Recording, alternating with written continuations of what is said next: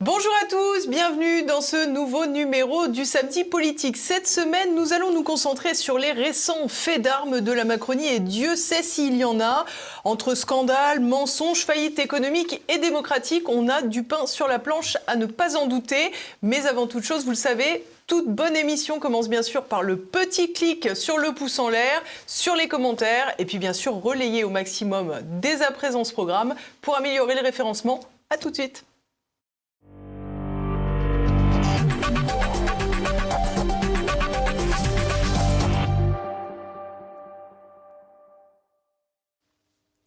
Et à mes côtés aujourd'hui, Nicolas Vidal. Bonjour. Bonjour.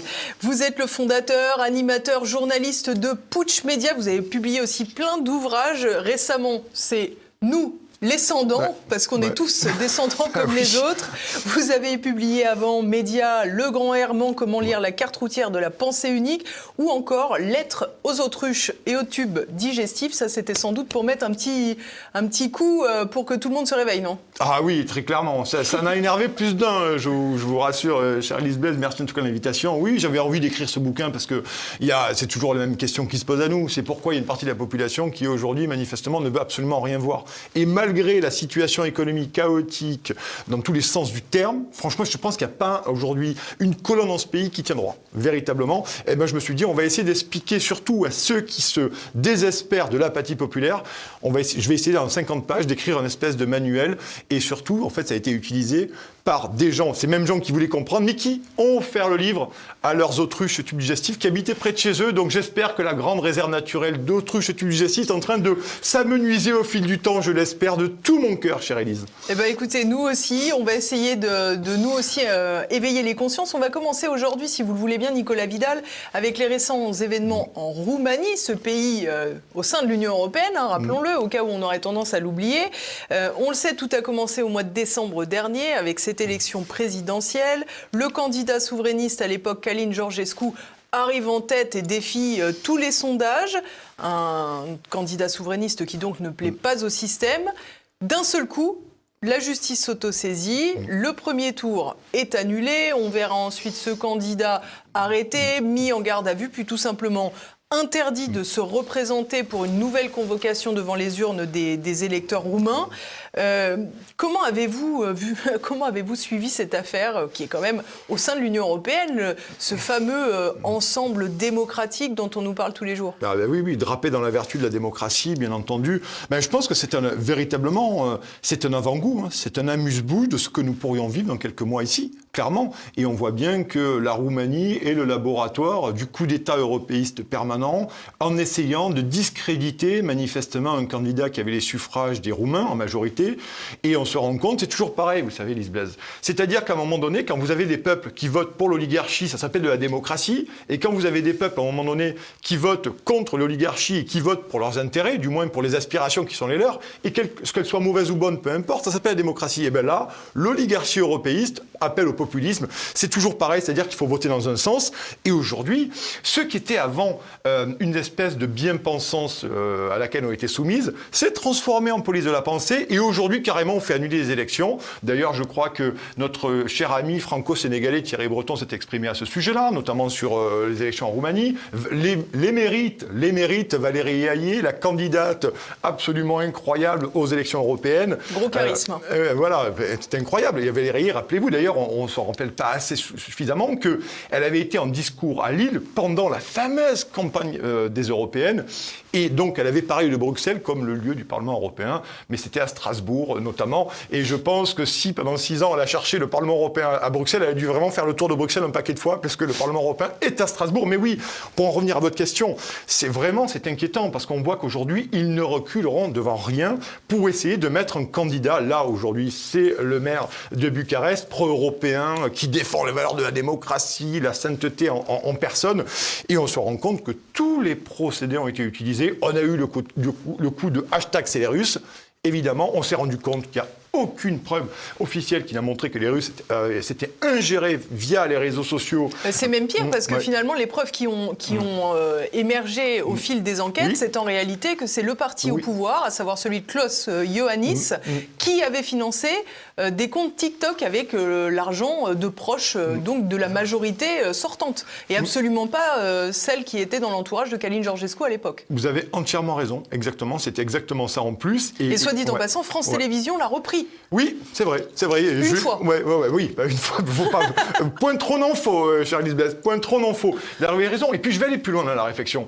Si jamais, à un moment donné, les Roumains avaient pu se laisser avoir par une quelconque ingérence russe ou d'autres pays, je veux dire, à un moment donné, c'est la décision du peuple. C'est la décision du peuple. Qu'il y ait ingérence ou pas, on peut la contester, on peut la déplorer, mais la décision d'un peuple souverain en majorité, c'est véritablement ça qui fait le terreau de notre démocratie, c'est la souveraineté du peuple. Et concrètement, si un peuple, malheureusement j'ai envie de dire, parce que je suis contre toutes les formes d'ingérence, il faut être très clair avec ça, j'ai envie de dire, c'est la décision d'un peuple. Alors est-ce qu'après c'est des questions qui se posent, c'est des questions d'ordre philosophique, de philosophie politique, mais je crois qu'aujourd'hui, il est très évident au sein de l'Union européenne qu'il y a passé un cap. Véritablement, on passe des caps. Je pense que les gens qui regardent TVL le savent. Mais vraiment, on a passé des caps là-dedans. Et la Roumanie est un véritable laboratoire. Et plus qu'un avertissement, c'est une véritable menace. Ce qui s'est passé en Roumanie est une véritable menace pour la démocratie. Et allons plus loin encore. Aujourd'hui, ces gens ne se cachent plus. Ils ne se cachent plus. Il y avait eu déjà des soubresauts auparavant, en Moldavie, en Géorgie, etc. On a l'impression que là, on a réussi à faire ses gammes et donc on a donné plein pouvoir à ses ambitions en Roumanie, quoi. C'est exactement ça. Et on voit bien que l'Union européenne, très clairement, se retrouve maintenant, elle ne supporte plus la vie des peuples. Je crois qu'on ne l'avait pas oublié, parce qu'il faut toujours le rappeler, vraiment, il faut le rappeler. 2005, traité constitutionnel, 2008, traité Lisbonne, amendé par un certain, notamment Michel Barnier, savez-vous, qui avait réfléchi sur un groupe de réflexion pour essayer de modifier 2-3 virgules et 2-3 textes et supprimer sur Word 2-3 phrases. Et donc le passage en force par Nicolas Sarkozy, avec la complicité de la classe politique. Et là, on avait bien vu qu'en France, on l'a vécu, en quelque sorte, de façon un peu plus déguisée, de façon un peu plus éludée, mais tout de même. Et ce qui se passe en Roumanie, finalement, n'est que le cheminement normal de ce que l'Union européenne veut, c'est-à-dire devenir un État fédéral, avec une impératrice en 2 couleurs, jaune et bleu, Ursula von der Leyen, qui, à un moment donné, essaye de contenir, avec toute la petite aristocratie européiste, essayer de tenir les pays, notamment, on le sait, avec la Roumanie, parce que la Roumanie, quand même, contient a sur son sol la plus grosse base de l'OTAN, et manifestement, elle est quand même très importante géopolitiquement dans l'Union européenne, notamment dans avec la guerre, la Russie avec l'affrontement élargi. Voilà, donc il y a ça aussi à prendre en compte également. Mais tout ça n'a jamais été évoqué dans les médias mainstream et de grands chemins, bien entendu. Et on voit bien que tout ça, parce qu'il y a des déclarations de Valérie Haït, et moi, Valérie Haït, je me régale de la lire. Franchement, c'est un plaisir, c'est succulent, c'est que du bonheur. J'en ai noté 2 ou 3. Elle nous a dit récemment, ces élections revêtaient 2 enjeux, confirmer l'ancrage de la Roumanie dans le projet pro-européen et lutter contre les ingérences étrangères. Voilà, donc finalement, la Roumanie, c'est le fer de lance contre les ingérences russes, bien entendu, et on ne parle pas des autres ingérences, qu'elles soient du Qatar, qu'elles soient des États-Unis également, ou d'autres puissances. Et donc c'est intéressant de voir comment les européistes notamment, et puis on l'a dit, Thierry Breton ou Valérie Haït ou d'autres ont clairement dit qu'à un moment donné, il fallait que les Roumains votent bien. Mais rappelez-vous le nombre de référendums qui ont été... On a fait revoter en Irlande ou en France, c'est passé en force. Donc on voit bien que maintenant, on est arrivé, je crois, à un bout du processus, clairement, où ces gens assument très clairement, à un moment donné, ils ne prennent même plus de gants, qu'il faut à un moment donné ce candidat pour qu'on avance gentiment, sereinement, tranquillement, vers un État, vers une espèce de, je sais pas, une puissance ou une espèce de grand État fédéral dans lequel nous n'en serions qu'un lander, parce que la France est un lander, est déjà un lander, je pense, à mon avis. Alors vous avez parlé de Valérie Haït, mais je vous propose qu'on écoute aussi une autre amie à vous, c'est Nathalie Loiseau. Nathalie, et puis on fera le pendant quand même avec Georges Simeone, celui qui a donc été le candidat de remplacement de Caline Georgescu pour les élections roumaines. Le candidat de l'extrême droite est en effet grand favori, grandement soutenu par la Russie. Comme le précédent candidat d'extrême droite qui finalement n'a pas pu aller au bout puisque l'élection a été annulée parce que l'ingérence de la Russie est massive. Alors, la France est immiscée dans les élections de Roumanie et l'ambassadeur de France sur ordre d'Emmanuel Macron a discuté avec le président de la Cour constitutionnelle, celle qui a annulé les élections en Roumanie.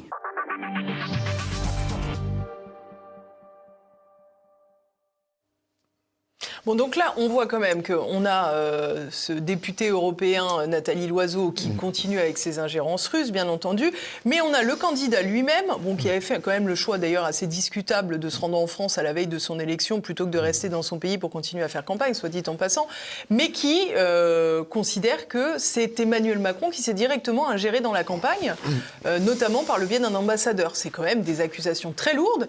Et l'Élysée n'a pas vraiment répondu.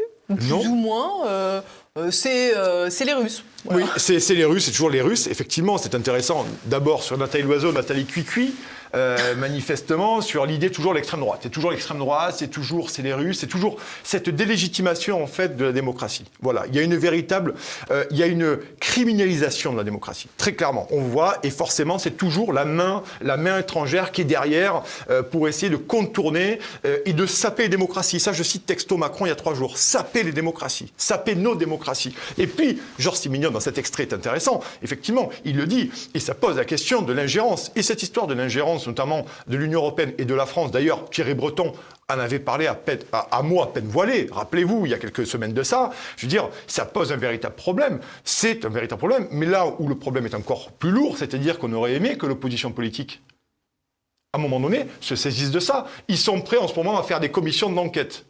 C'est incroyable, il y a un nombre de commissions d'enquête en ce moment, je pense qu'il y a des embouteillages au niveau de nos institutions, chacun se tient derrière avec son dossier pour avoir son tour à la commission d'enquête, et on aurait aimé tout de même, sur des accusations suffisamment graves, qu'une commission d'enquête se saisisse. Et également, on ira plus loin avec les déclarations, le tweet très récent de Pavel Durov, le fondateur de Telegram, qui a dit qu'il aurait, alors j'utilise le conditionnel, qu'il aurait rencontré un des pentes de la DGSE pour essayer Nicolas sur Telegram, Lerner, oui. Exactement, pour essayer à un moment donné de faire taire les voix des dissidents roumains. Donc là, si à un moment donné, avec ce faisceau d'éléments... Les Telegram, voilà. C'est les Russes. Et bien sûr, mais c'est Telegram, c'est les Russes, mais tout le monde, c'est les Russes. C'est ça qui est formidable.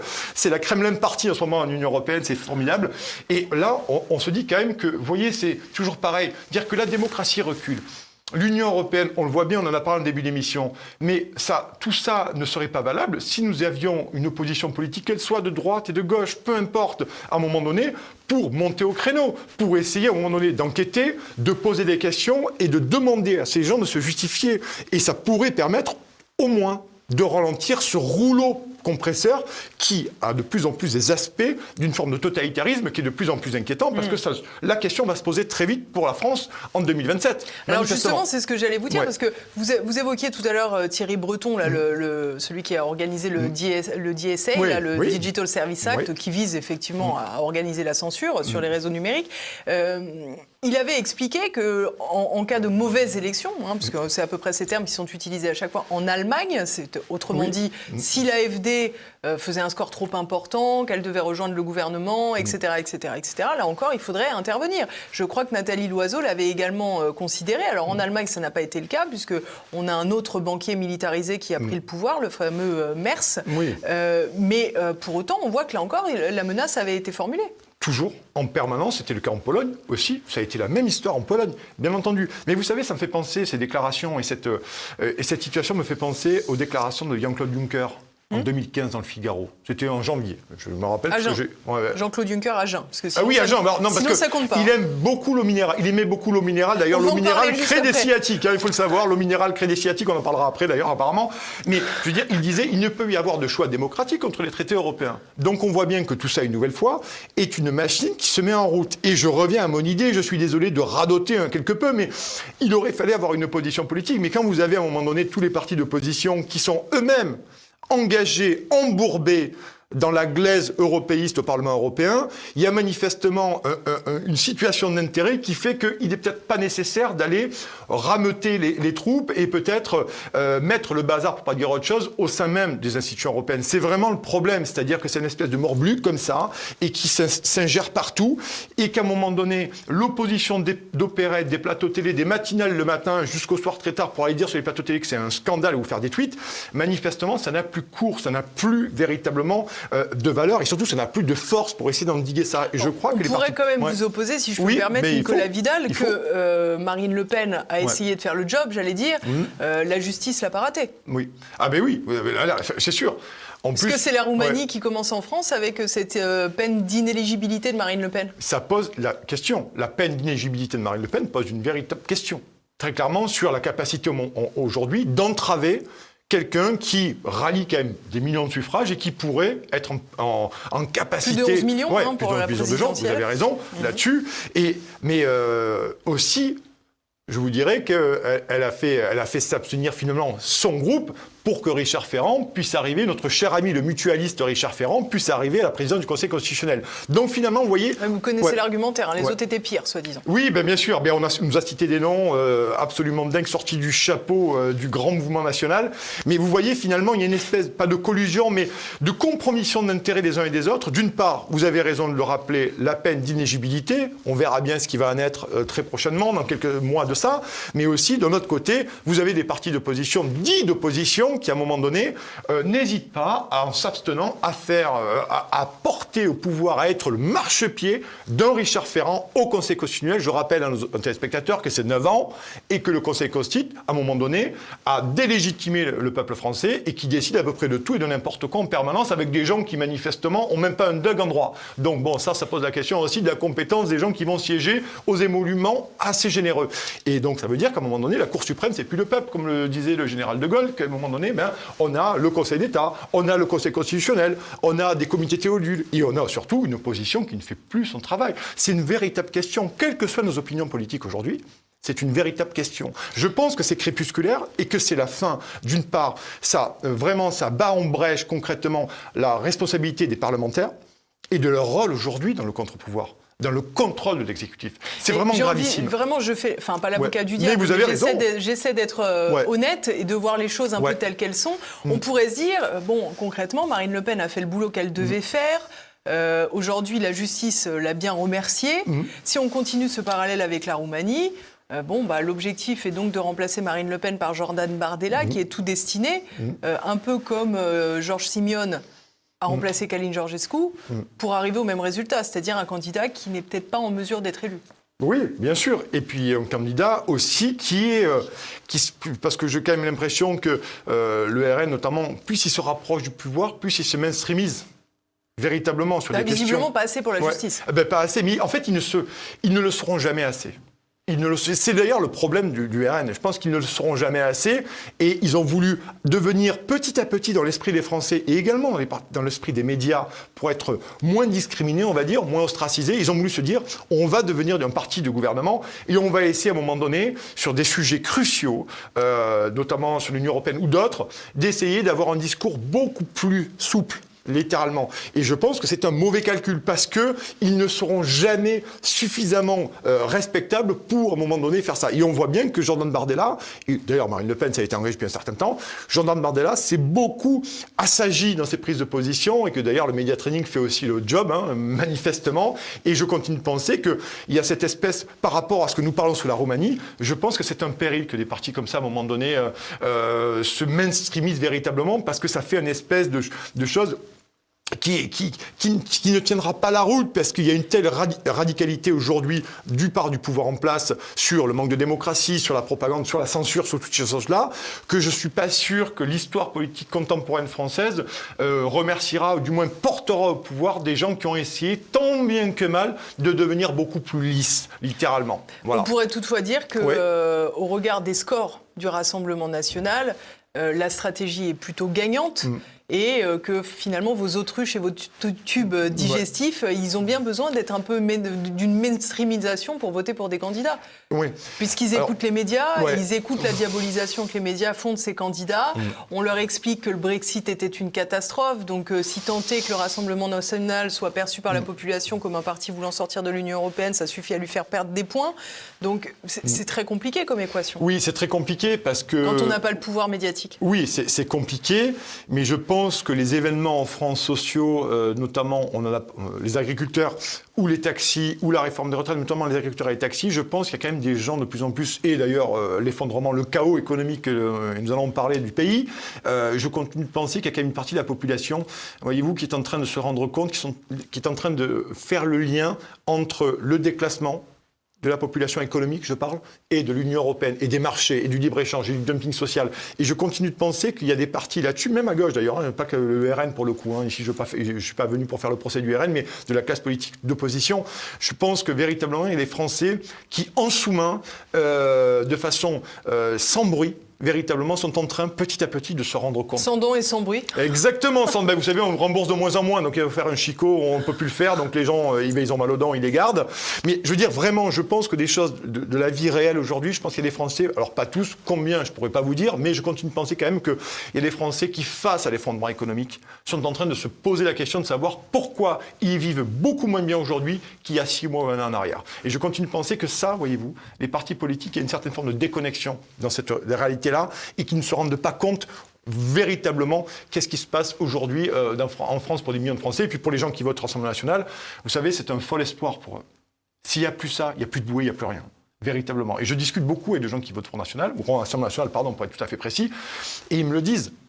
C'est l'espoir. Si on n'a pas ça, si on n'a plus ça, on n'a plus rien. Donc vous sortez de la fonction, vous vous désengagez, et vous n'avez plus confiance en quoi ? En la fonction tribunicienne. C'est-à-dire que vous n'avez plus, à un moment donné, un avenir, un horizon. Nous avons humainement tous besoin d'avoir un objectif, un horizon, un avenir, en se disant « ça va aller mieux, on va tenir ». C'est une soupape de sécurité parce qu'en 2027, peut-être que nous aurons enfin un candidat, un parti qui pourra, à un moment donné, réaliser ou mettre en application nos convictions et peut-être redresser la France. Et c'est un fol espoir, en fait. Et je pense que ça, c'est terrible parce que c'est quelque chose d'un rebours qui, à mon sens, peut être absolument désastreux et assez terrifiant, je ne vous le cache pas. Alors, on va passer au deuxième sujet de cette émission. Le grand événement macroniste de la semaine, c'était à Versailles et c'était le fameux Choose France, le sommet des entreprises pour doper les investissements étrangers en France. La France est d'ailleurs, je ne sais pas si vous le savez, Nicolas Vidal, mais c'est le pays européen le plus attractif. Ah oui, oui, oui. Depuis qu'Emmanuel Macron est là, ça a extrêmement bien fonctionné. Je vous propose qu'on écoute tout de suite Emmanuel Macron, les téléspectateurs adorent. Entendu qu'il y aurait 20 milliards d'investissements nouveaux et également 20 milliards supplémentaires à l'issue du sommet sur l'IA du mois de février. Donc une excellente édition et je remercie très sincèrement ceux qui ont choisi, décidé d'investir dans notre pays. Alors c'est le résultat de travaux collectifs au cours des 8 dernières années. Nous avons réduit le coût du capital afin de favoriser les investissements dans le pays. Nous avons réduit le coût du travail, augmenté la flexibilité, nous avons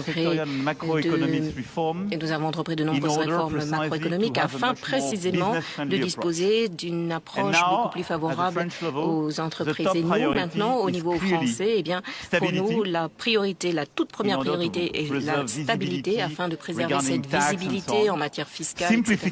Simplification, car il nous faut rationaliser de très nombreuses réglementations.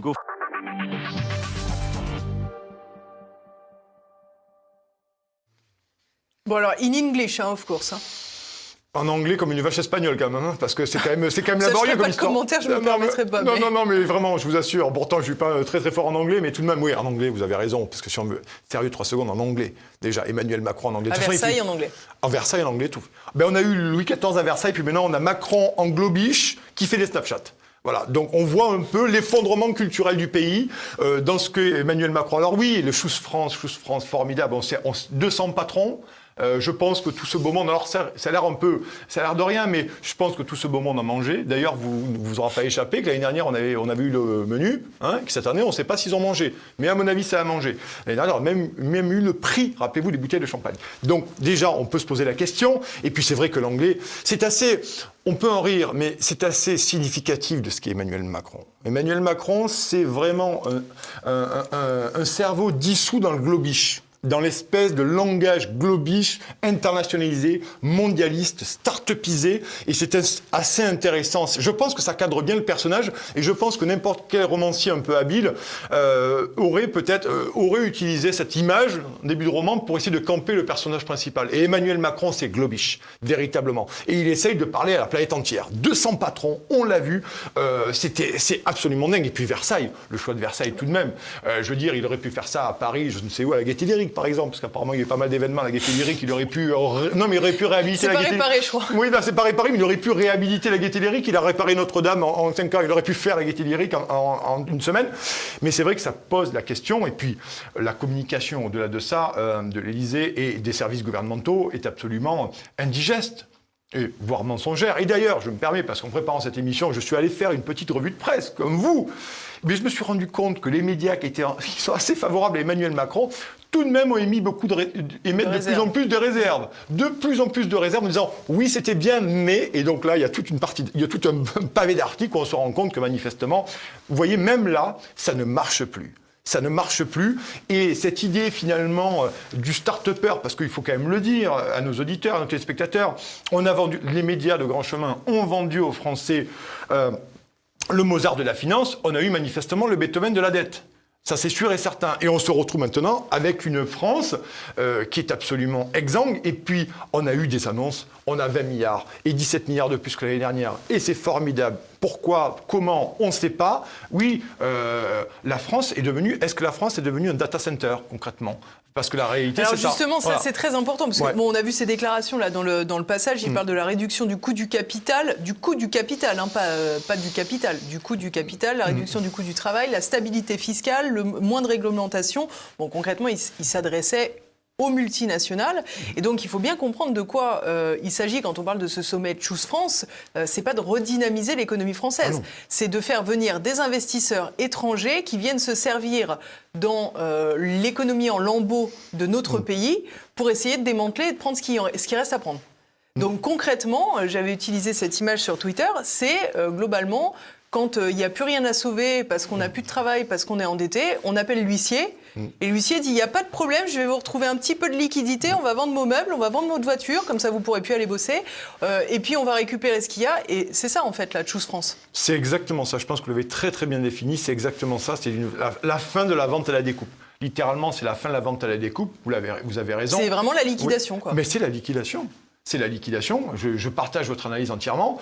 Et ensuite, ce que nous dit pas Emmanuel Macron, ce que nous dit pas Éric Lombard, l'émérite patron de Bercy, c'est qu'à un moment donné, pour quels avantages, parce qu'on aimerait avoir les données concrètement, c'est-à-dire à un moment donné, on appelle ça l'incitation fiscale. C'est-à-dire qu'on les fait venir, parfois avec des fonds publics, de l'aide, comme ça a été le cas avec beaucoup d'entreprises qui se sont dit au bout d'un moment, bon, maintenant qu'on les a plus, on s'en va, on va en Moldavie, on va en Roumanie, on va en Hongrie. On se rappelle le fameux CICE de Hollande, par exemple. Exactement. Ça a été je crois que c'est près de 200 milliards d'aides publiques par an aux entreprises, c'est quand même dingue. Et là, on voit bien que manifestement, c'est une très peu aux PME, évidemment. Oui, bien sûr, pas du tout. Et on a littéralement une vente aux enchères, une liquidation judiciaire, j'aime beaucoup votre image, mais en contrepartie aussi, ce qu'on ne dit pas, ou du moins si, il a commencé à le dire, et d'ailleurs il s'est fait rabrouer quand il est allé le mardi 13 mai chez Gilles Boulot, notamment qu'il a accueilli avec le rapport de la Cour des comptes qui a dit que les dépenses publiques étaient en roue libre, eh bien il a tenté comme un écolier de premier cycle de nous sortir des coupes. J'ai vu à un moment donné le moment où il nous sortait des gommettes, des crayons de couleur pour nous montrer des courbes qui montraient sur l'investissement, sur la baisse du chômage et tout.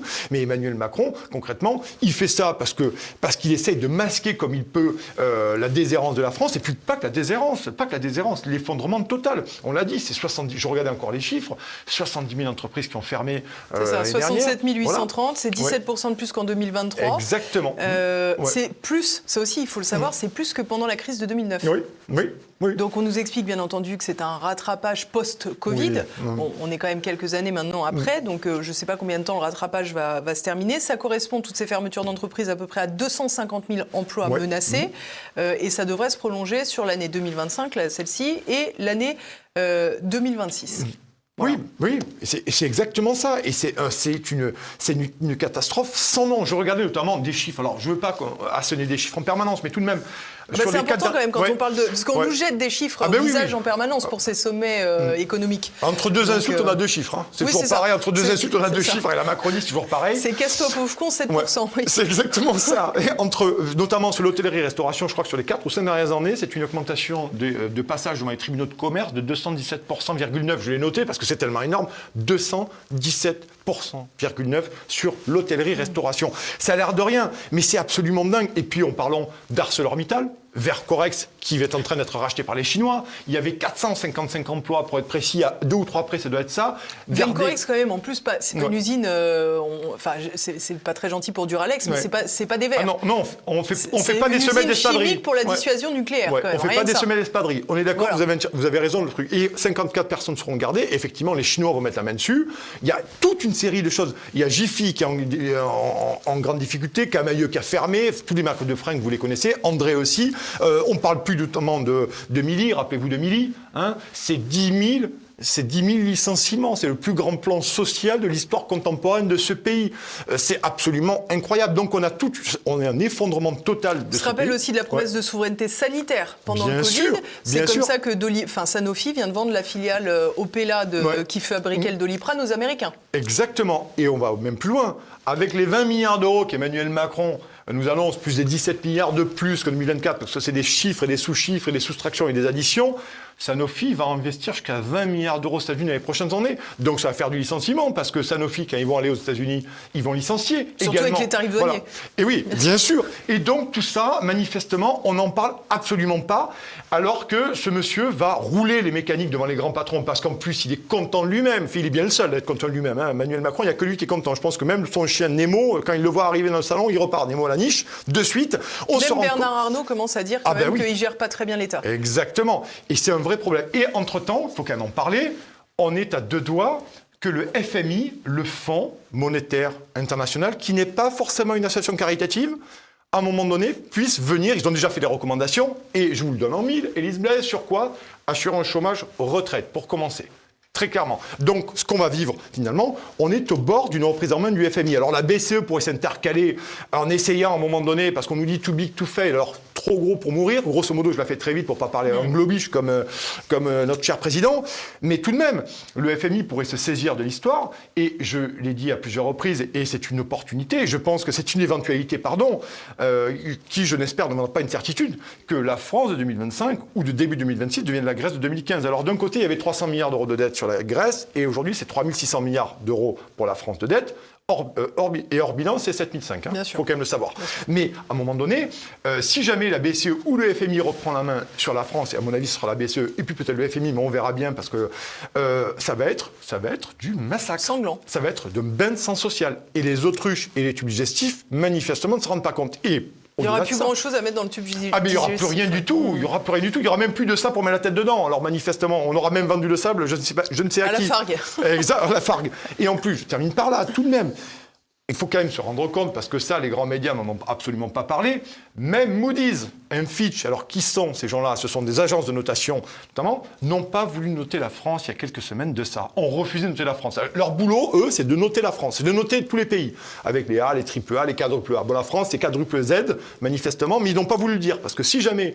C'est la première fois qu'ils ne notent pas la France. C'est la première fois qu'ils reportent, sine die, leurs décisions. Pourquoi? Parce que si vous dégradez, vous êtes obligé de dégrader, parce qu'il en va aussi de votre crédibilité d'agence de notation. Si vous dégradez la France, les taux d'intérêt remontent immédiatement et c'est le début ou c'est l'accélération de la ruine. Donc on s'imagine quand même que j'aurais quand même tout de même aimé, dans les grands médias, qu'à un moment donné, ça fasse l'objet d'un sujet. Au moins un sujet. Je ne vous demande pas longtemps, faites 2 minutes, mais juste avertissez les Français qu'à un moment donné, qui sont Moody's et Fitch et quel est leur rôle et pourquoi ils n'ont pas voté et pourquoi c'est absolument incroyable qu'ils aient repoussé sine die le vote de la dégradation de la note de la France, notre bancaire de la confiance des investisseurs. Ça n'a pas été fait. C'est quand même... Vous le savez, en tant que journaliste, c'est quand même des choses qui, nous, puisqu'on c'est notre boulot tous les jours, à un moment donné, ça doit nous alerter, ça. Eh ben non, manifestement, nous, ça nous alerte, mais les grands médias n'en parlent pas, et je pense que c'est quand même suffisamment préoccupant, important, et avec une responsabilité folle et entière de Macron et de ce gouvernement-là, et des autres gouvernements, et pas que lui d'ailleurs, pour le coup, d'avoir au moins ces informations qui me semblent le minimum d'informations citoyennes pour que les gens savent ce qui les attend. Alors vous évoquiez tout à l'heure ce FMI qui évoque donc 2 variables d'ajustement, globalement les retraites, on sait ce qu'on doit en penser, mais bien sûr aussi le chômage. Je précise quand même que l'INSEE a publié les chiffres pour le premier trimestre de 2025, le chômage est en légère, nous dit-on, hausse à 7,4%, ça fait 2,4 millions de Français. il faut quand même voir que si on a une légère hausse, c'est parce qu'il y a de moins en moins de personnes sans emploi qui sont considérées comme des chômeurs. Au fur et à mesure, on les considère comme ils sont ni en catégorie A, ni en catégorie B, ni C, et qui ne perçoivent pas d'indemnisation chômage, ils sortent des radars. Bien sûr. Mais des gens sans emploi, inactifs malgré eux, il y en a de plus en plus. Bien sûr. Et vous pouvez ajouter à ça, sans aucun problème, le travestissement du régime des auto-entrepreneurs qui avait été pensé et mis en place par Hervé Novelli, qui a été prolongé par Emmanuel Macron. D'ailleurs, Hervé Novelli s'était insurgé contre ce qu'on avait fait Emmanuel Macron. Et il faut quand même rappeler à nos téléspectateurs que les auto-entrepreneurs sont à peu près 2 millions, peu plus de 2 millions, 2,3 je crois, dans ces eaux-là, ou 2,4. Et ces gens-là aussi, je veux dire, avec, vous savez, l'abaissement du seuil de TVA que Macron, du gouvernement, que Bayrou veut mettre en place, notamment. Enfin, Bayrou, lui, on y a donné 10 mesures et celle-là, il n'a pas vu. Apparemment, il n'avait pas vu. Bon, peu importe. Donc, ils ont reporté. Mais là, ça veut dire quoi? Ça veut dire que si jamais il y a un abaissement du seuil de TVA pour ces auto-entrepreneurs, ça veut dire que ce sont des gens qui sont tout droit à la mort sociale. C'est-à-dire que là, et ces gens-là, une nouvelle fois, il faut savoir que l'auto-entrepreneur, c'est un salaire médian de 476 € par mois.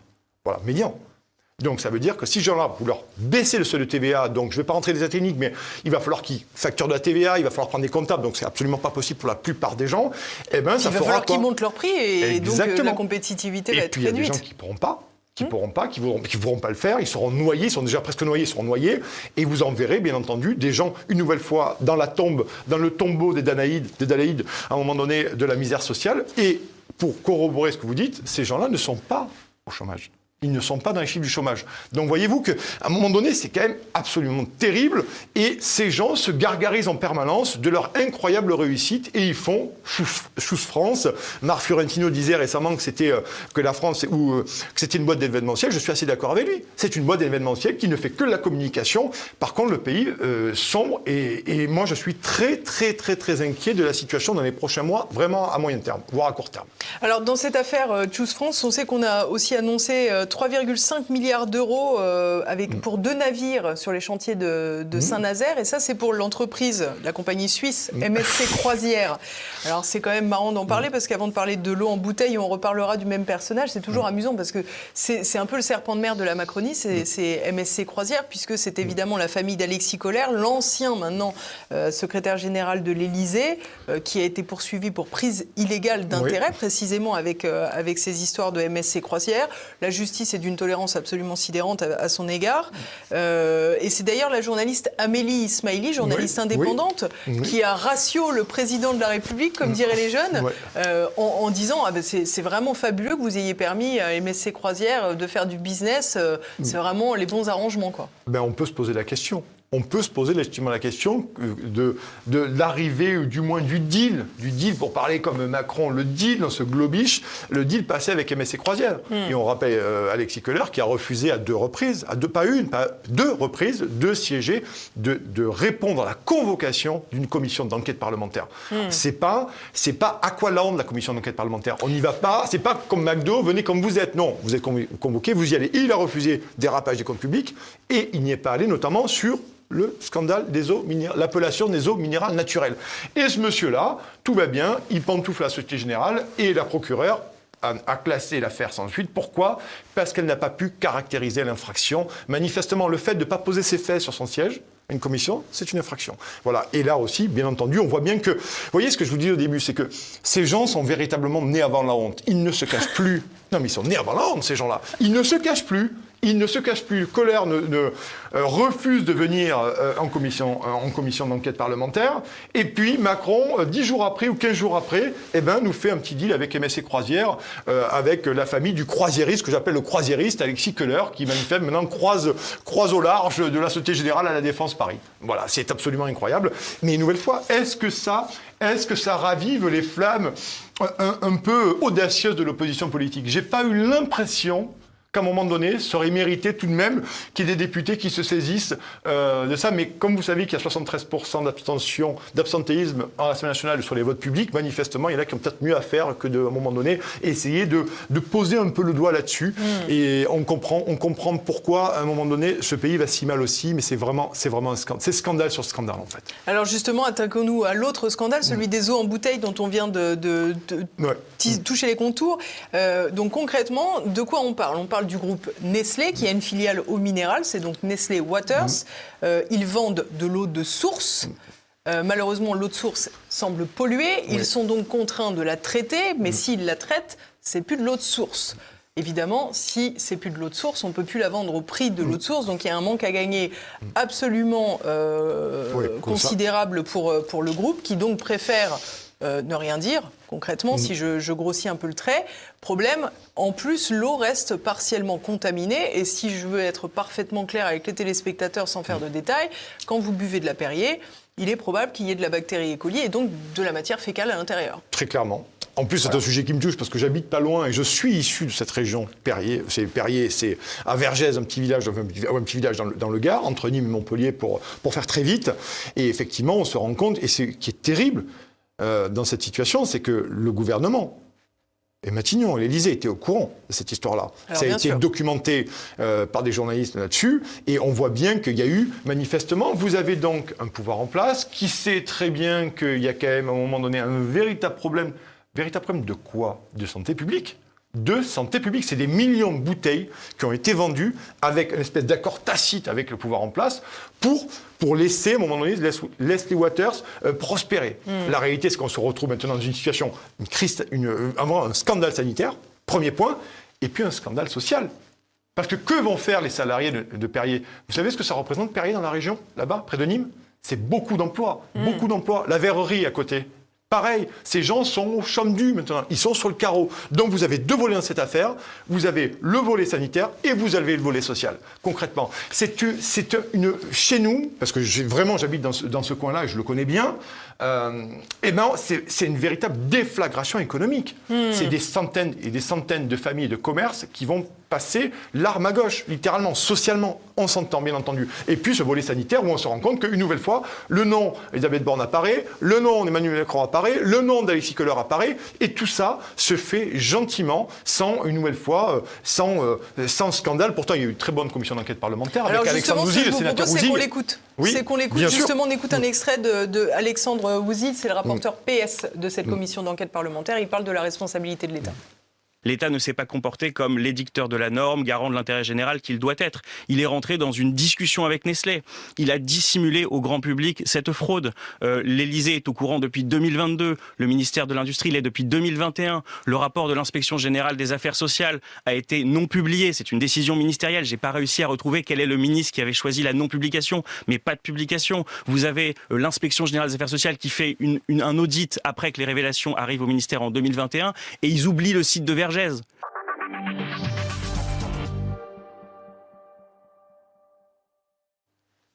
C'est vraiment pas de chance, quand même. Il y en a des coïncidences là-dedans. Il y a beaucoup de coïncidences. En Macronie, c'est un puzzle, il y a un grand puzzle comme ça, il y a plein de coïncidences. Il y a toujours les mêmes têtes au même endroit. C'est formidable. Il a fait un très bon travail, Alexandre Ouzil, le sénateur. Véritablement. Il a des prises de position qui sont très dures et je trouve qu'elles sont intéressantes. Et une nouvelle fois, serait dû soulever les cris d'orfraie, ou du moins de l'opposition, parce que, je le dis, c'est un vrai scandale sanitaire où on a laissé des millions de bouteilles en commercialisation, où on savait pertinemment, donc délibérément, que ces bouteilles, elles étaient au moins impropres à la consommation. Et qu'elles pouvaient causer... Et qu'il y avait de la publicité mensongère, puisqu'elles étaient traitées. Exactement. Donc, une nouvelle fois, voyez-vous, je vais faire un parallèle très rapide.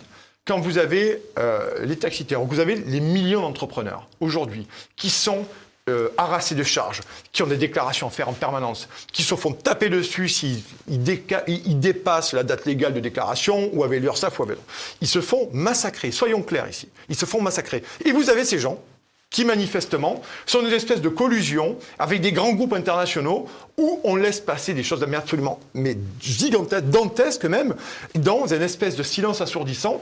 Et maintenant, ça sort. Et bien finalement, au bout de la chaîne, on devrait avoir quand même une nouvelle fois une opposition politique. Bon, ça a été le cas notamment avec le sénateur Rouzy, mais tout de même, ce scandale Nestlé, comme d'autres, devrait à un moment donné déclencher les foudres de l'opposition politique et devrait mettre à mal le pouvoir en place. Une nouvelle fois, vous l'avez dit, il y a toujours les mêmes noms qui reviennent. On est encore une nouvelle fois, je suis désolé, on est une nouvelle fois plus au niveau de l'État. On est au plus haut niveau de l'État, donc il y a des gens qui ont laissé faire. À ce sujet, on parlait de coïncidence et on pourrait aller pousser la coïncidence jusqu'au fait que il me semble qu'Emmanuel Macron est devenu millionnaire quand il était banquier d'affaires à un moment précis. C'est un moment où il y a eu une fusion-acquisition qu'il a organisée entre la branche Pfizer et Nestlé. Oui, tout à fait. Tout à fait. Et clairement, tout ça a été documenté aussi, bien entendu, et ça ne pose aucun problème. Ça ne pose aucun problème. Véritablement. Et là, on peut se poser des questions légitimes.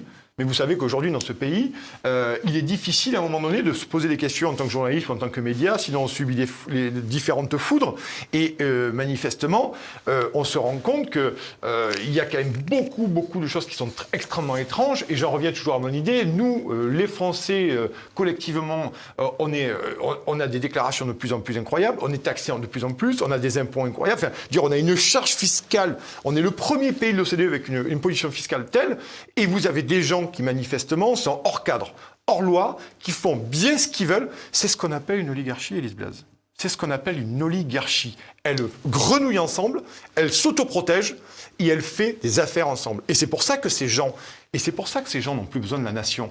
Ils ont besoin du cadre national pour lever l'impôt. Ils ont besoin du cadre national à un moment donné pour aller lever l'impôt et récupérer les subsides de nos impôts. Mais eux-mêmes, à titre privé, que ce soit l'éducation, que ce soit la sécurité, que ce soit la santé, ils n'ont plus besoin du cadre national. Ils sont une oligarchie, en fait, qui s'est extraite de la nation. Ce qui explique pourquoi ils le fossoient allègrement. Exactement. Mais ils en ont quand même besoin, je le dis, pour récupérer un peu d'argent, parce qu'ils en cherchent partout. Mais ils en sont là, littéralement. Donc on fait des commissions d'enquête. À la fois, un exemple que j'ai trouvé hier en préparant l'émission, mais j'ai regardé cette audition parlementaire, notamment avec l'un des responsables de Google.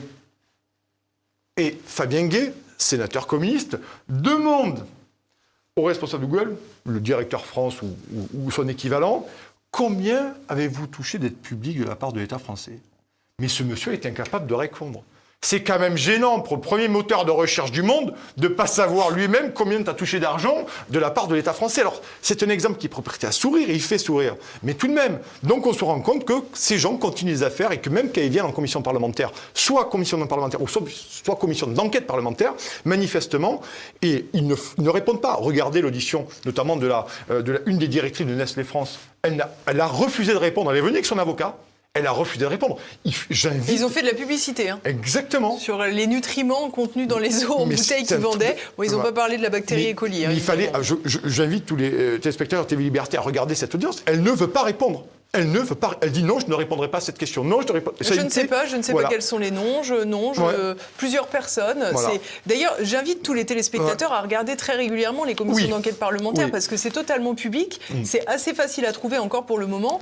Et c'est souvent très inquiétant en fait. C'est chercher un adjectif, mais c'est la meilleure expression. Finalement, c'est l'incarnation même. Une fois, on parle souvent d'oligarchie, mais c'est une véritable oligarchie. C'est des gens qui estiment qu'ils n'ont plus de compte à rendre à personne. Quand vous avez un Alexis Kohler qui refuse à la commission en audition d'enquête parlementaire, vous voyez bien qu'à un moment donné, ces gens se passent au-dessus des lois. C'est sûr et certain. Et des exemples comme ça, on pourra en citer plein. Je suis persuadé que les spectateurs disent oui, mais ça aussi, oui. Il y a plein de choses comme ça. Mais là, vraiment, on est arrivé à un niveau... Moi, je vous le dis, aujourd'hui, on est arrivé à un état crépusculaire. Ce que nous vivons, c'est crépusculaire. Littéralement. Quand vous avez des hauts fonctionnaires ou des gens comme Kohler ou d'autres qui refusent à un moment donné de se plier à la loi simple, n'importe quel citoyen français qui serait convoqué pour une audition libre ou une convocation judiciaire se permettrait de ne pas aller en commission. Ou à un moment donné, de refuser la convocation, ou de l'oublier. Bon, rappelez-vous, il y avait un certain ministre qui avait une phobie administrative, un jour ou l'autre. Je ne sais pas d'ailleurs s'il a réglé sa phobie administrative, ce cher monsieur, mais peu importe. Si un citoyen se permettait de faire ça, le PSIG ou la BRI, à 6h du matin, serait dans son salon, c'est sûr et certain. Voilà. Donc là, on est en train de passer un cap, on le voit passer le cap, on n'est pas naïf. Mais là, j'ai l'impression tout de même que, je ne dirais pas chaque jour tout de même, mais peut-être de façon hebdomadaire, on monte des crans, ces gens crantent, et là, ils ne s'interdisent absolument rien. Et ça agrégate tous les pans entiers de la société, Bien parce sûr. qu'on a vu, c'est un détail dérisoire, mais on a vu avec cette affaire à la RATP, où on apprenait que globalement les agents qui étaient chargés de donner des amendes étaient rémunérés à hauteur de 10% en fonction de la somme d'amende totale qu'ils arrivaient à distribuer. Et certains témoignaient très clairement du fait qu'il était plus facile de donner des amendes à Madame Michu qui promenait sa plante un peu trop grande dans les transports par rapport aux normes autorisées, plutôt que d'essayer d'aller prendre 30 € à celui qui n'avait pas payé pour la 153e fois de la semaine. Bien sûr, mais ça s'appelle la discrimination de classe. Oui, mais ça s'appelle aussi une inversion permanente des valeurs. On a un côté maintenant où c'est toujours la prime aux délinquants. Vous voyez, la prime aux délinquants, vous avez entièrement raison. Mais en plus de ça, ça me fait peur. Je reviens à ma Grèce. C'est-à-dire quand vous arrivez dans un État qui est en train de s'effondrer économiquement, que vous avez de la dette partout, eh bien, vous avez des gens aussi qui sont plus enclins, quand leur niveau de vie est en train de baisser et que la crise est là, eh bien, ils essaient par tous les moyens, à un moment donné, de récupérer un peu d'argent. C'est-à-dire que s'il y a une prime qui est donnée, pour amende, ils iront plus facilement, alors que là, ils restent dans un cadre légal parce qu'ils ont la capacité de pouvoir le faire. Mais vous avez aussi des gens qui, aujourd'hui, les voitures radars, regardez sur les autoroutes, nous en avons quelques-unes en Occitanie, vous avez, moi ou vous, n'importe qui pourrait très bien postuler, se mettre dans une voiture radar, ça a été sous-traité par le ministère de l'Intérieur, où vous allez flasher les gens sur l'autoroute. Donc, à un moment donné, quand vous avez une société qui s'effondre, il y a des gens qui vont essayer de prendre des boulots comme ils peuvent, et ça vous permet aussi d'effondrer la société et de sous-traiter. Et de surveiller. Et de surveiller, vous avez raison, et de privatiser, bien entendu, tout ce que l'État ne veut plus faire. Et on se retrouve dans une situation absolument apocalyptique. Et qui paye les pots cassés ? Qui est sous la surveillance permanente, pour reprendre votre terme ? Ce sont les Français, et généralement les contribuables honnêtes et solvables qui sont mis à contribution jusqu'à épuisement et jusqu'à nuque brisée. Voilà. Et justement, pour terminer cette émission, je vous propose qu'on écoute Darmanin justement sur sa nouvelle trouvaille qui va encore toucher les personnes bien honnêtes pour une mesure sensationnelle. Une grande partie encore de la fraude, de la délinquance du quotidien, même des réseaux criminels, sont une fraude d'argent liquide. Alors évidemment, les cryptos, ça prendra de plus en plus de place, ça demande beaucoup de complexité, mais l'argent liquide, c'est quand même le sujet principal. D'ailleurs, je dis à plusieurs reprises à ceux qui m'interrogent pour savoir comment on arrête la drogue dans nos quartiers, une mesure assez simple. La fin de l'argent liquide empêchera la constitution de points de deal. Ça n'empêchera pas qu'il y aura toujours sans doute de la drogue, de livraison de drogue. Mais une fois que l'argent est traçable, comme le sont parfois et souvent quand on est bon les cryptoactifs, c'est plus compliqué, d'abord pour le consommateur comme pour le revendeur, de pouvoir échapper totalement à un circuit de financement.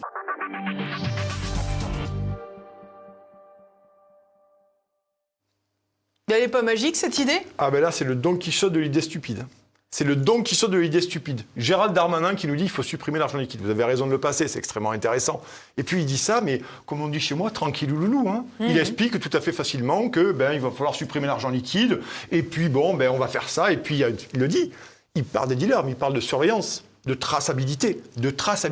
Alors déjà, tu devrais tracer peut-être ce qui va arriver du Mercosur dans quelques mois. Ça serait pas mal, mais tu ne pourras pas le faire. Mais par contre, il va aller supprimer l'argent liquide. Alors, mais ces gens sont vraiment, je le répète, je suis désolé d'être un peu redondant, ces gens sont nés avant la honte. Voilà. Et il dit ça d'une facilité déconcertante, dans laquelle en plus ça engage énormément de choses. D'ailleurs, après il le dit, plus loin il dit, je ne suis pas sûr que cette idée plaise aux Français. Ah ben non, Gérald, on va le dire aujourd'hui vraiment très clairement. Non, manifestement, on n'est pas emballé. Je ne veux pas te mentir, on n'est pas emballé.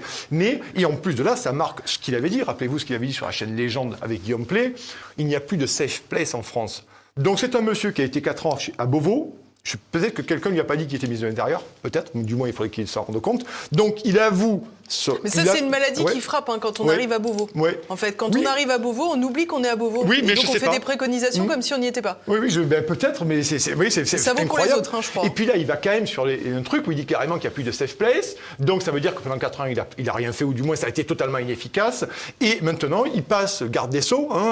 Il a pris l'émérite place entre Didier Migaud de Dupont-Maserati. Et il se retrouve maintenant à venir de dire des choses pareilles. Mais c'est absolument colossal. ça. C'est-à-dire que, vous voyez, Elisabeth, c'est pour moi l'impéritie totale de nos élites. C'est l'effondrement intellectuel des gens qui sont accrochés comme des moules au pouvoir, à leur espèce de petites cours, et qui sont capables de dire absolument n'importe quoi. Je pense même pas, je vais vous dire, je pense même pas que c'est... Il y a cette idée de l'euro numérique et tout, il y a cette idée-là, et vous en parlez beaucoup sur TV Liberté, mais je pense que là, Gérald Darmanin, il n'est pas sur l'euro numérique. Je pense qu'il dit ça vraiment parce qu'il pense qu'à un moment donné, il faudra enlever l'argent liquide pour régler le problème. Enfin, ça serait bien de régler le problème tout court, en fait, sans enlever l'argent liquide aux honnêtes citoyens qui ont envie de payer leur journal ou leur pain ou autre chose, et ce qu'ils veulent avec leur argent liquide. Donc on est vraiment dans des gens qui ont une déconnexion et qui sont totalement dans une impéritie parce qu'ils n'ont pas d'épaisseur. Ils n'ont plus d'épaisseur, ils n'ont pas d'épaisseur, donc ils parlent à tort et à travers, et vous savez qu'ils sont poursuivis du moins par des hordes de conseillers derrière eux, souvent prépubères, qui leur écrivent des notes rapidement et qui font qu'à un moment donné, l'espèce d'ivresse d'un petit pouvoir suranné... Les fameuses sauces de McKinsey. Exactement, souvent, ben oui, McKinsey aussi. Ça fait un petit moment qu'on n'a pas parlé de McKinsey, tiens, c'est bizarre. Ouais. Et je veux dire, et on se rend compte, on a des déclarations pareilles, mais c'est pas le seul, et c'est la dernière, mais elle est assez énorme, et elle est, oui, c'est assez colossal, mais je pense que c'est vraiment un symptôme du vide, de la dissolution totale d'une certaine forme d'intelligence et d'une épaisseur que devraient avoir des ministres, notamment comme le ministre de la Justice, parce que là, vraiment, on a aussi une classe politique qui est en train littéralement de s'effondrer intellectuellement et culturellement. Je pense que les exemples, on en a tous les jours, et on tombe de Karim en Silla. Voilà. Eh bien, je vous remercie beaucoup, Nicolas Vidal, pour cette énergie sur le samedi politique. Merci à tous de nous avoir suivis. Si vous voulez retrouver les ouvrages de Nicolas Vidal, c'est sur la boutique de TVL, sur le site tvl.fr. Le dernier, Nous, les sans-dents. L'autre, dont j'avais beaucoup apprécié le titre, donc c'était La lettre aux autruches et aux tubes digestifs, et tous les autres ouvrages sont aussi présents. Chers amis, j'espère que cette émission vous a plu. Si vous ne l'avez pas déjà fait, n'oubliez pas, il est encore temps, cliquez sur le pouce en l'air, ça améliore le référencement. Écrivez-nous dans les commentaires, je suis sûre que Nicolas les lira, il a quasiment que ça à faire en ce moment. Et puis je vous donne rendez-vous la semaine prochaine pour un prochain numéro. À bientôt.